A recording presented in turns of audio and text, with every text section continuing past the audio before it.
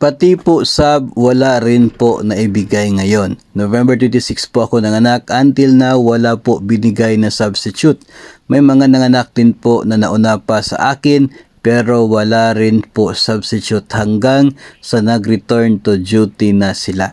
So yung case dito na ng ating sender mga master ay tungkol sa kanilang maternity leave at hindi sila nabigyan ng substitute teacher bilang kapalit nila while they are on maternity leave. Actually, yun mga case na ganyan mga master ay pwede naman po, no? Pwede rin kasi na hindi kayo nabigyan ng substitute teacher. Unang-una ay kapag excess, no, yung bilang ng teacher sa inyo pong paaralan.